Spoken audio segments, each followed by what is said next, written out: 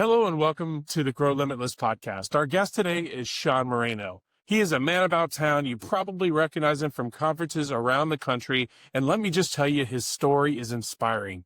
He started out as an MSP like so many people do. Great success with word of mouth leads, growing his business, ended up getting a whale of a customer and rode it until it came off the rails. His business lost that customer and nearly died as a result. It's a story of resilience, overcoming adversity, trusting in your instincts, believing in yourself, and seeing things through to the end. And I'll just be a spoiler. Seann Moreno won in the end, and he won big, and I want you to win too. Enjoy this.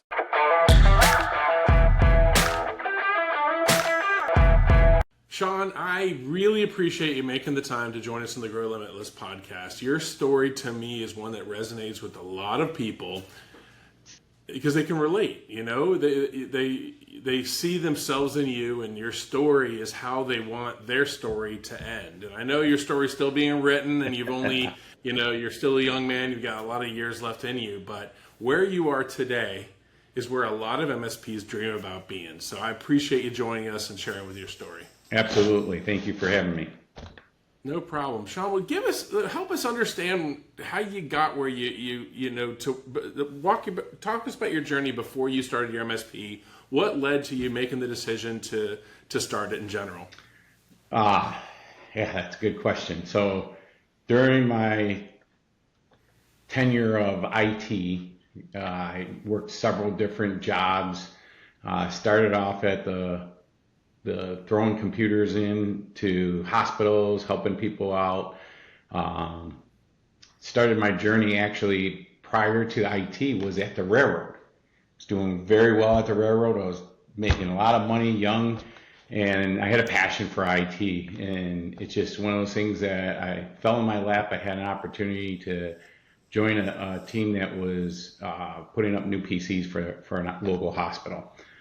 Fell in love with it, started moving forward a little bit more. That was in the era of Y2K. Started learning a little bit about Windows, got some certification, and things just started snowballing from there.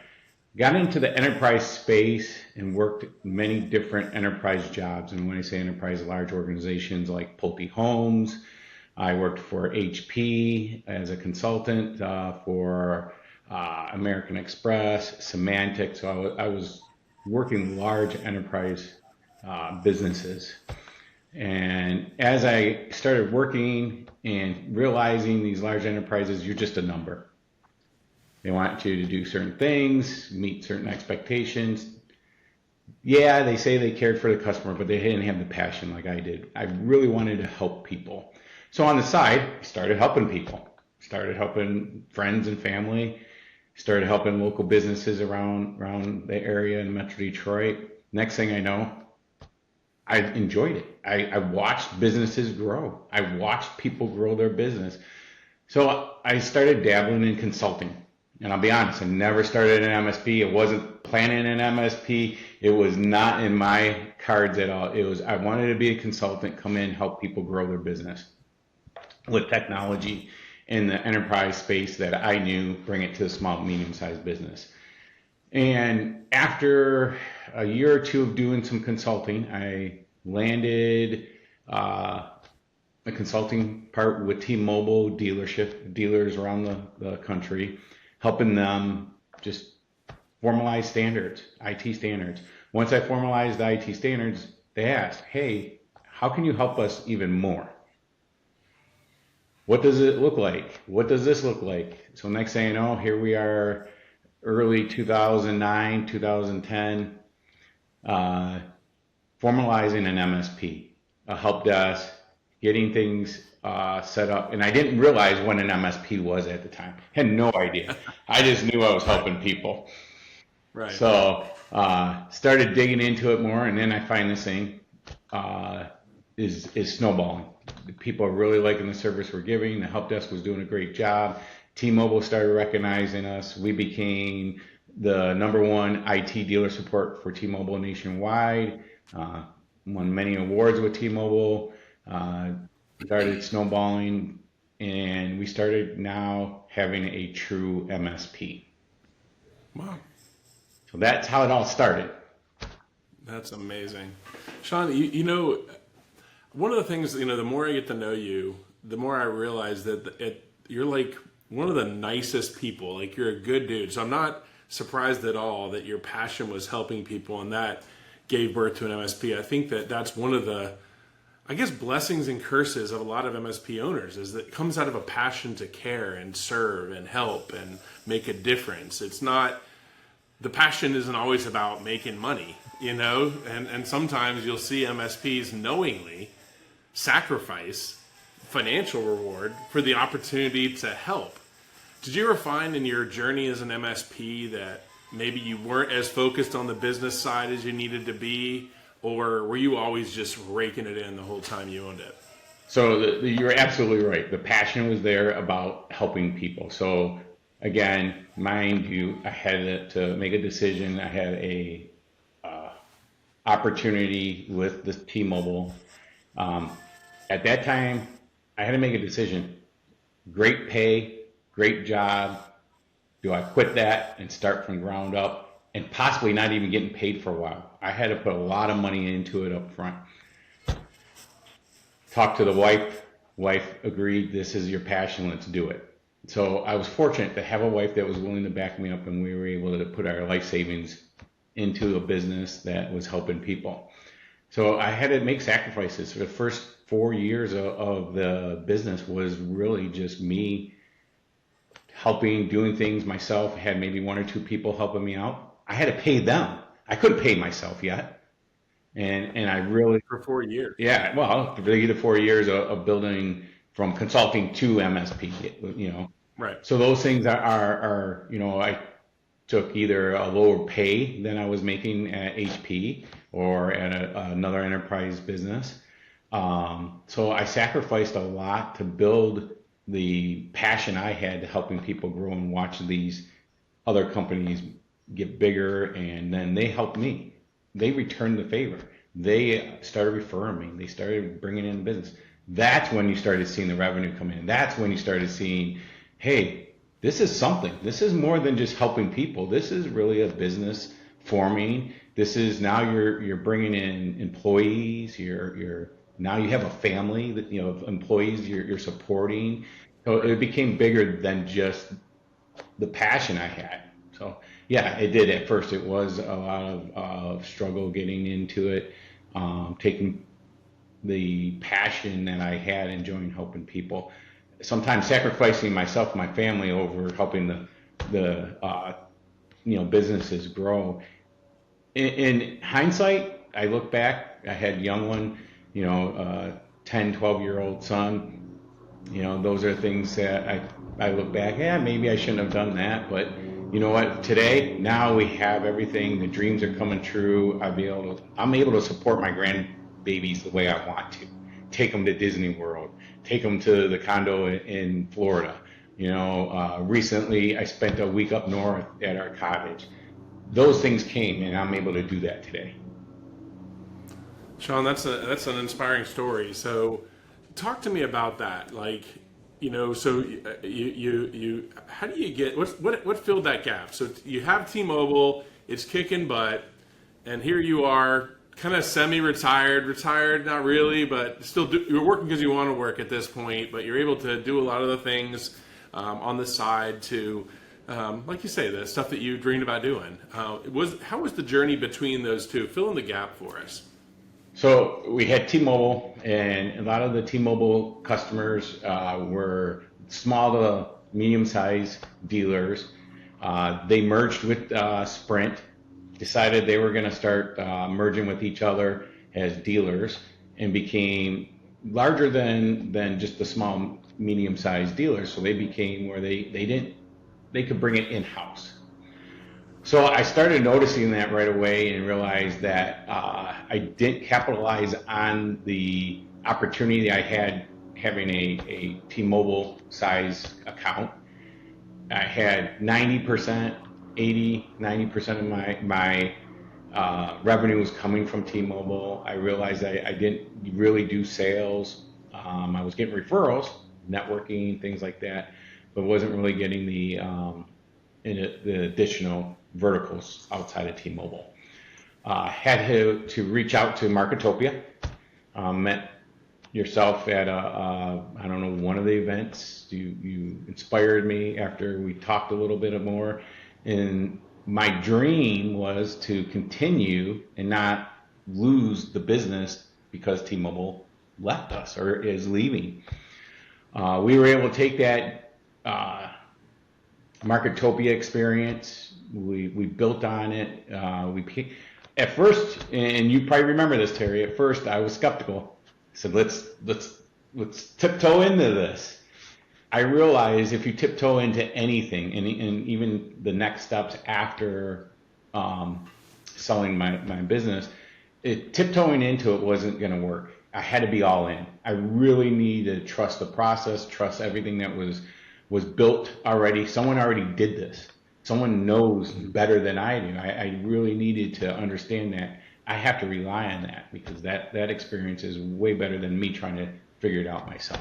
So I went all in. As you remember, we got at that time whatever the Mach 4, the best plan available. We have full-time callers. So now leads are coming in. Business is growing. Different verticals are going on. We started looking at other things, started bringing in different business partners. Yes, business was doing well, but then we took on an additional company that does low voltage and some other things. At that time, it kind of buried us. We were losing money because we had to put money out for the new company. We had to help, make sure to support our employees. Just a lot of different things. Brought in a new business partner. At that time, we had to figure something out quickly. So some things happened internally. Again, we reached out to Marketopia. We reached out to our networking. Said, we need help. How do we get in there? And I started reviewing how I can get better at what we do and utilize resources that are outsourced. So Marketopia, you guys helped us. I've learned from that. I started looking into other spaces for tier 1 support. Currently found the 20, and that's how I found the 20 through Marketopia. We were at an event, and that journey then led into growth. Marketopia and the 20 working together. I had Marketopia giving us the leads. I had the 20 helping us with tier 1. My team was focused on projects. Next thing I know, I'm getting a knock on the door. Hey, you have won MSP of the year. And we won MSP of the year with the 20. We did a really good job working with their team. And got another knock on the door. Hey, we really like what you did. We like how your operations are. You're doing well. And at that time, I took from kind of not losing, but we were not in the black, right? We were in the red for a little while, and you and I had some personal conversations about that. And now we're in the black and we're making money and things are good. Verticals, now we have no customer took up more than 20% at most of our business, right? We had several different verticals, several different customers, manufacturing, lawyers, doctors, marketing companies, PR companies, just a lot of different verticals, a lot of different business. So we learned from the T-Mobile. Yeah, we did diversify. Right. We understood that. That was our biggest mistake growing. So now that we grew, people started looking at us, and not just, we had individuals talking to us. Not more than 1 or 2 individuals called us during this time and said, "Hey, we're interested in your company. We see you're taking off. Metro Detroit, you're well known. Your brand was throughout Metro Detroit. Everyone knew Data Tech Cafe. They knew what great things we've done. They knew Seann Moreno, things like that." So that's kind of we built it with T-Mobile, then we had to rebuild and work on bringing it diversified and bringing it up to more of a MSP than just supporting T-Mobile. And I learned a lot. The membership with Marketopia allowed me to meet other peers. Mind you, before that, I didn't even know what an MSP was. I had no idea, right? I just built something that was supporting T-Mobile. So I got to meet peers that were building MSPs that I wanted to be. There's some great people that I'm still best friends with today that, if I didn't meet those peers, we probably would have never met in our entire life. But they changed me the way I ran my business. They helped me grow. They helped me when times were tough. They helped me when times were great. We celebrated together. So it was a good journey. It was a great journey. I'm not good. It was great. Yeah, that's awesome. And I'm excited to hear what happens, sort of the end of that story. But before we jump to that, Seann, it sounds like you went through some dark times, some challenging times where you were losing money. You had a lot of success, and then the loss of T-Mobile put you into a bad spot. And you mentioned reaching out to your network and that type of thing. It takes a big person to do that. I think a lot of people, and I'm one of them, when things get dark, you kind of close up and you just kind of try to work on it yourself, and walk me through that. I mean, what gave you the courage to reach out, to ask for help, to look for, I think, motivation and inspiration in a dark time, when you needed it most? How did you bring yourself to do that? Walk me through that journey, because that's really hard to do sometimes. I learned early on when I started my business, the consulting business or anything like that. I started it. I was out on my own. Everything was going to be mine. I'm going to have this big dream, and this is how I'm going to do it. And I realized quickly that I can't do it alone. It's just, you're not an expert in everything. You're just not. And my niche was, IT, technology. I understood it. I worked for large organizations as a solution architect. So I was in the grind every day. I didn't know anything about businesses. I didn't grow businesses. I had been part of large organizations. Who knew you had to have payroll? Who knew you had to actually have pay IRS? Who knew you had to actually have insurance? So those things early on taught me that at one point I knew I had to stop trying to believe I knew everything. And I reached out at that time and got help. And that's when I brought in some business partners. So that formed the initial, I understand that if I'm trying to do it by myself, I'm going to fail.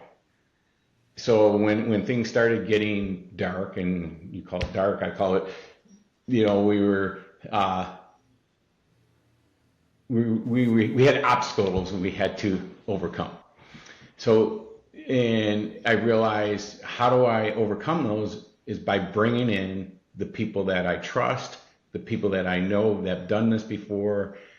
And I knew I wasn't the only one that's been through this. There's no way I was the only one that had a great thing going, and then next thing you know, they have to figure out how to reorganize and do things. Right. So that's what I did. I really reached out to yourself, peers, fellow business owners that were my customers, things like that, and they really helped guide me. My business partners helped as well, but we really reached out and really pulled together and looked to who could give us some guidance.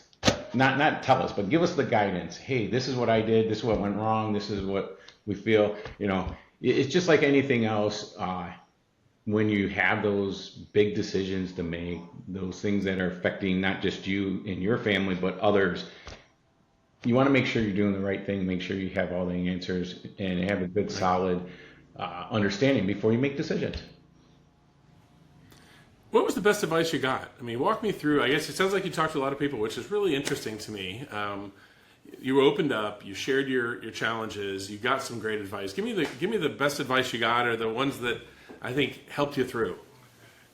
The best advice I got was I needed to look at myself, where we wanted to be, and really understand, make some hard decisions. Either, business partners were leaving, maybe laying off family members, maybe laying off longtime employees. Really looking at your business and looking at yourself in the mirror and say, what do you want to do? Where do you want to be?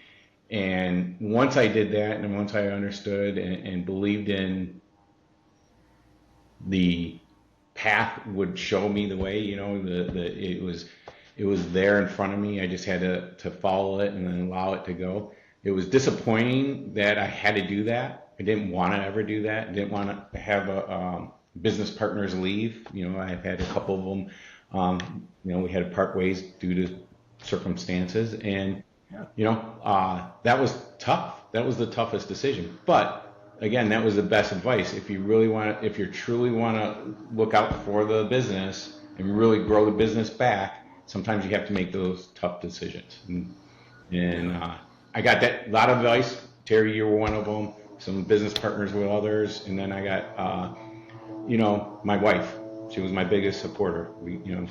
Yeah. That's awesome. And I love her. She's just a fantastic person to be around, her energy. So it's nice to have that sort of that rock at home. Yeah. When you're hanging your head a little bit, they're the ones picking you back up and giving you that courage to keep going. Absolutely. And sometimes a kick in the butt, I'm sure. Yeah. Yeah. I'm sorry, say that again? I said I couldn't do it without her, Absolutely. Yeah. Yeah. Well, it's a partner in life, and is I think the biggest indicator of the future is to find a great partner in life, because everybody has challenges in their relationship and their professional lives. And, the question is, what do you have at your side, or helping you through them, pushing you through them, sometimes with some tough love and sometimes with some comfort. So that's awesome. Yeah, she's awesome. Okay. So your business is kicking it. You had T-Mobile doing really well. Start going through some challenging times, lost T-Mobile, went into dark time where you were not dark. I don't want to make it sound. We had some obstacles. Hard time, a season that's not so fun. Right. And then you get some good advice. Keep going. What happens from there? I mean, how do you get the advice? You implement the advice. What happened? How long did it take? And how that the following couple of years go for you? Yeah, so it did take a couple years as we started getting reorganizing, moving forward, working with outsourcing the marketing and our tier 1 support, really focusing the business on what we needed to focus on, and then driving sales, because one of the things that we needed to bring back is that pipeline. We needed to get that pipeline going. So the business partner I did bring in later on, he helped drive those sales, move things forward. I built the operations, got it smooth enough that we were the MSP of the year for the 20. So working with them and being able to operationally bring it to a place that most of our support was being handled by tier 1. And as that's handled by tier 1, your senior engineers are not just picking up the phone doing password resets, not picking up the phones, grabbing, I don't know how to open my Excel spreadsheet to do this. They're focusing on the real, my internet's down. We have internet, but we don't have anything after that, and focusing on firewalls, and then focusing on projects, SharePoint. At that time, even to this day, people are moving from on-prem servers to SharePoint for their file systems. Educating people, training, we offered a lot of training. We started getting into the manufacturing world, and that brought in compliance, cybersecurity. So we really got to focus on those things, less of the day-to-day end user having that tier 1 issue that we needed to support, and the phone ringing. All I heard is my team always complaining, the phone won't stop ringing. So, we got that moved to someone who can handle that. We documented very well, and if anything, I can give anyone advice. Documentation is key. That is where you're going to be successful, and not only will that allow you to grow, it also allows you to bring in and just plug people in where you need to. So if anything I can give advice is documentation. Love it. So it sounds like you made your tough decisions. You had some courage. You doubled down on growth, doubled down on leveraging third parties to take away some of the burden of managed services, because there definitely is some grind there. And it sounds like the 20 did a great job for you, just kind of taking that weight off your shoulders, which allowed you to focus on the projects which make money, and managed services is done by someone else, but it keeps the bills paid. Kind of a good combination. Talk to me about what led to that. Your profit started going up, your business started to lean out, and your revenue is going up, but your expenses are kind of staying the same, kind of a great combination of things. You start building that profitability spread. And then I understand there was a life-changing moment there. Walk me through that. How did that happen for you? And what led to the decision to make that change and get where you created that financial comfort, that multi-generational wealth for your family? As we started building that and building the profit, EBITDA, kept climbing. Things were getting better. Our opportunities for new verticals were coming in. It just started compounding, and it really started snowballing. And as everyone's aware, people are out there looking at you when you start doing that. They're checking you out. They're seeing what's going on. Who is this guy? Being part of the 20 was the start of that. And then locally, we've had some PE firms that we worked with. They were looking at us, and they just started asking questions. And I didn't have any of that before. Didn't even, it didn't exist. We had one or two that would, cold call us. And then once they found out, they're like, I'm not sure if you're ready for us. But then once they seen what we were doing and what we did, now people are like interested. They're looking at me. They're looking at our business. And, I got the knock on the door from two different individuals, the 20 being one. We were already with the 20. We were working with them. I'm learning a lot, doing the peer groups with them as well. And it was an offer that it took some time, because I didn't want to walk away. I still thought I had opportunity to grow the business even more, and started talking to people and making sure, again, reaching out to my network. Is this the right time? Are we in a position? What do you think? Once we realize, what we're going to sell to and have opportunity to work with and move forward with, we won't have that. And eventually, yes, I can keep doing this, but my job was to do something great, and I wanted to do something great. And this also gave my team the opportunity to do something great and work with some great people and have the ability to grow and really grow at a faster pace than I could grow. So the decision became easy. We decided to move forward. During the process, I learned a lot about acquisitions. I learned about negotiations. I learned about contracts are key. Your contracts are really what makes your net worth. That's what makes you attractive to these companies, these larger companies. So, the process was great. I loved the entire back and forth, and here's what we think we're worth, here's what they think we're worth, here's what we're really worth. And the exciting thing was just having that knock on the door. That was the most exciting thing, to be able to say someone really is interested into Data Tech Cafe and what we've done. Yeah. That's like every entrepreneur's dream, right? It's to start their own business, and then it's to make their business successful. And then ultimately it's for other people to see value in that and be willing to pay you something that makes all of the stress, all of the challenges, all of the pain and suffering, all the sleepless nights, and all the risk that we take financially, health-wise, just every risk we take as entrepreneurs, to make it worth it in the end. Because there's most businesses fail, right? So you have a 95 to 99% chance of failure, and then Seann, you're one of that 1%, mm-hmm. or 5%, I guess, depending on how you view that, to see that pot of gold at the end of the rainbow. And that's awesome, man. And you deserve that. I think it comes down to just the heart that you have, the spirit for service and taking care of people. That's who should win. That's who should win.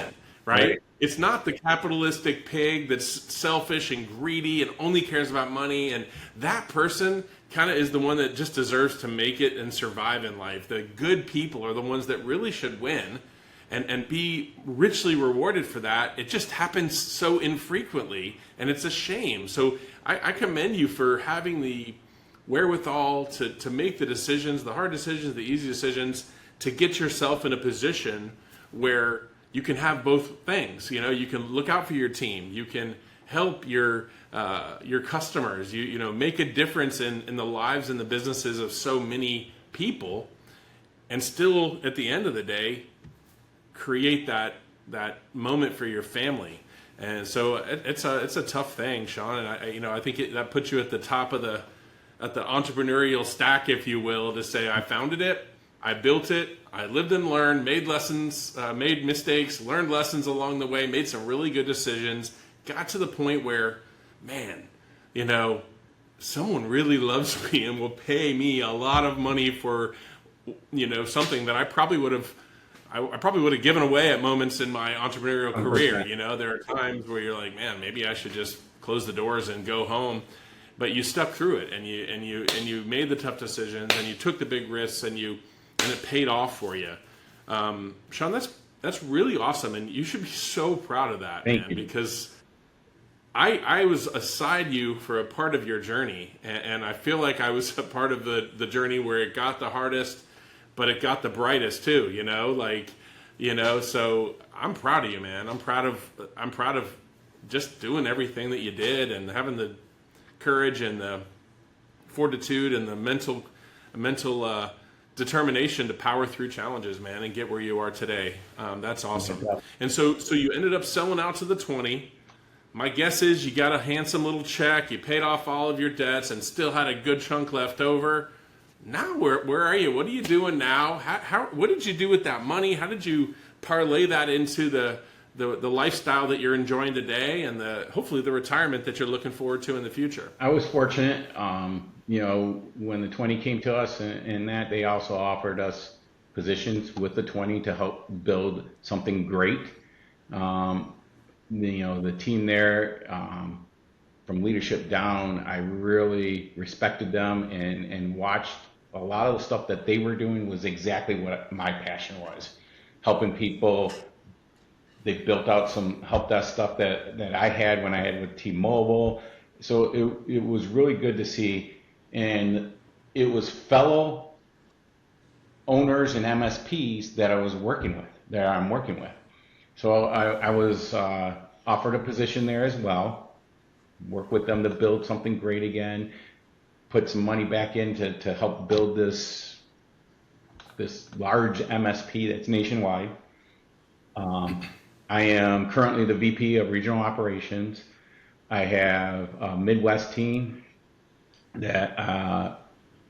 great team. We're building relationships. We're expanding. We're getting larger accounts now, and the team we built is unbelievable. They're actually helping build the way that other regions will work with and mimic. You know, so we're helping build a support system, build the MSP the way, you know, the CEO Tim Kunkel envisioned it. I had very similar visions of the way he's building it.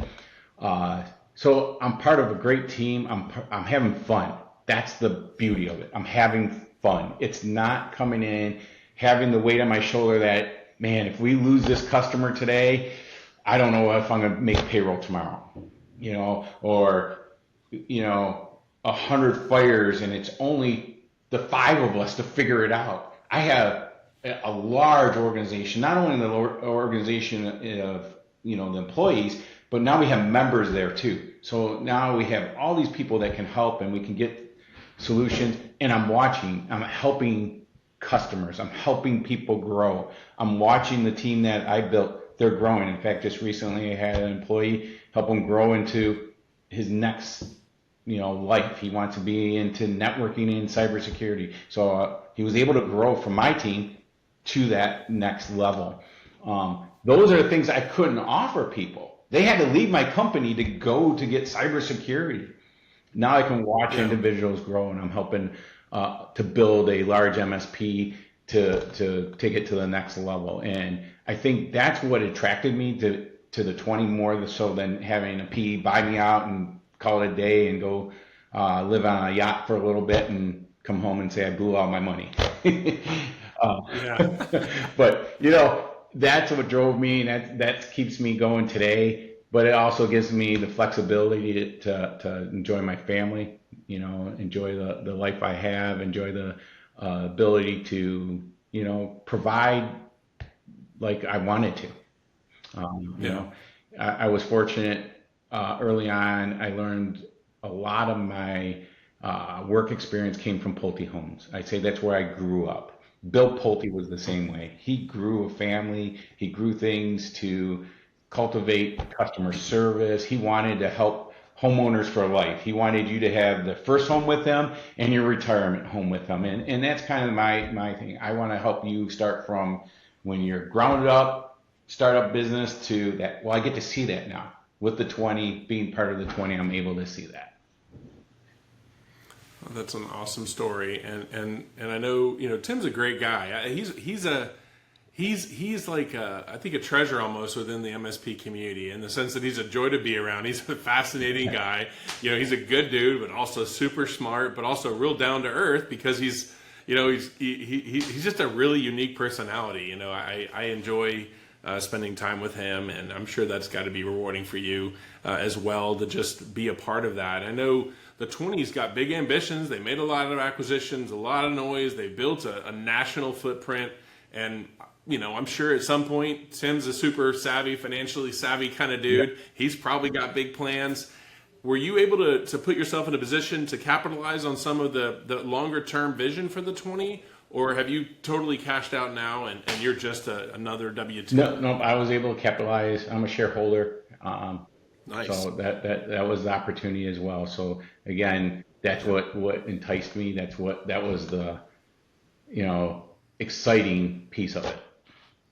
Nice. Good for you. That's awesome, Seann. So I'm happy for you, man.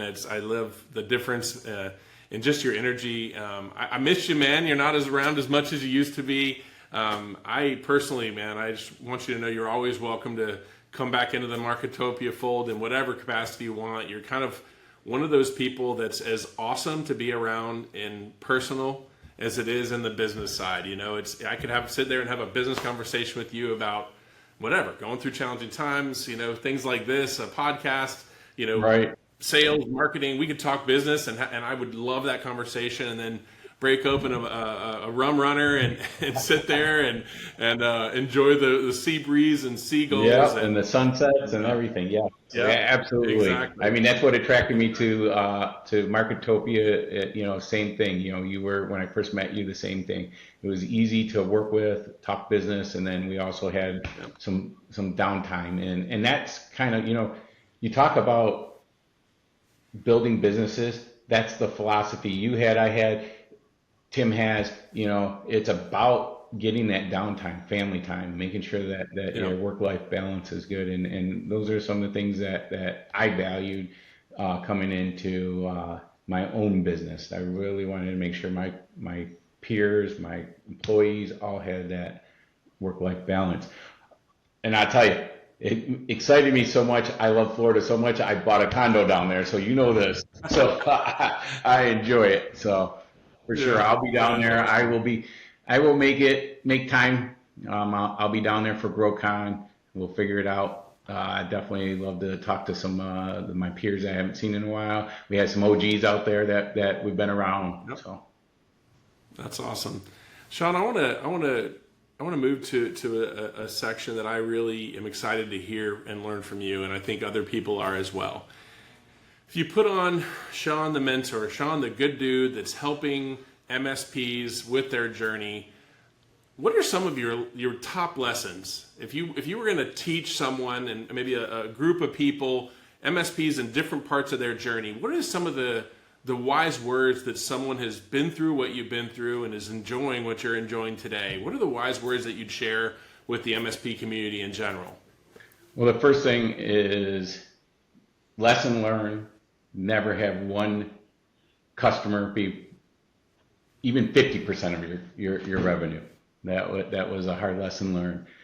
Second, I read this book called Leaders Eat Last, and really took it to heart.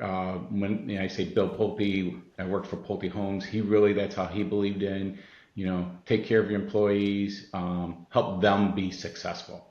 And that was my goal, is always, your job is to help whatever customer you have, help them be successful. Your job is to make sure they're successful.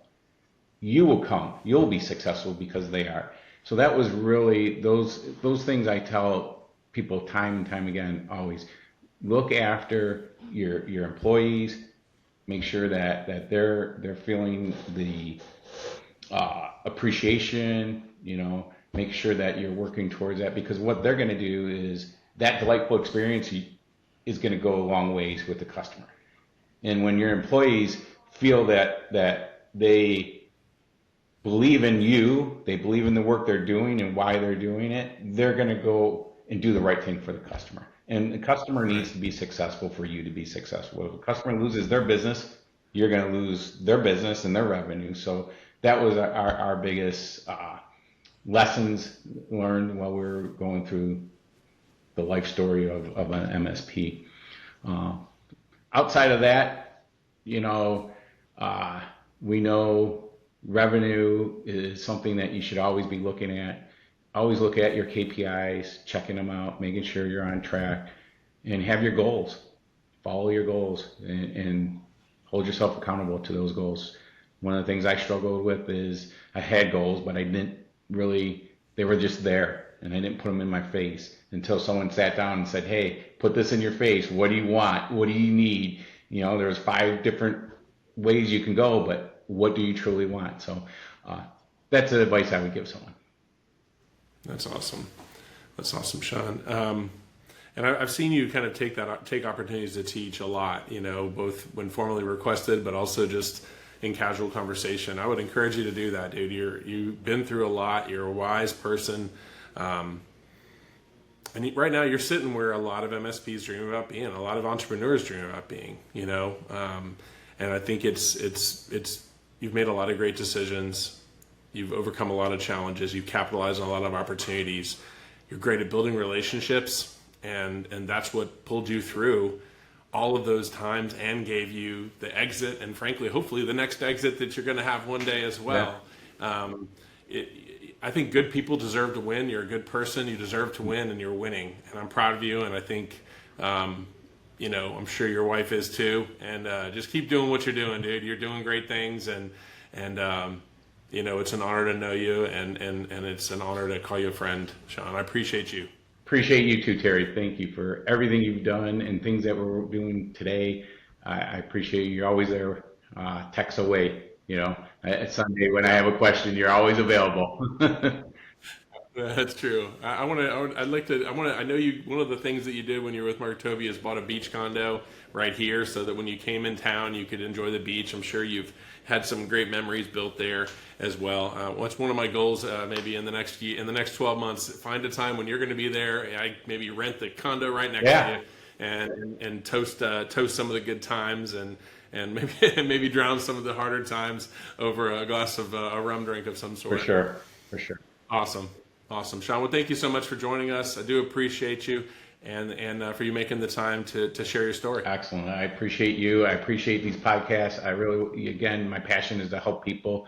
So definitely feel free to let people know they can reach out to me personally. Awesome. Thanks, Seann. Appreciate you. Thank you. All right. Take care.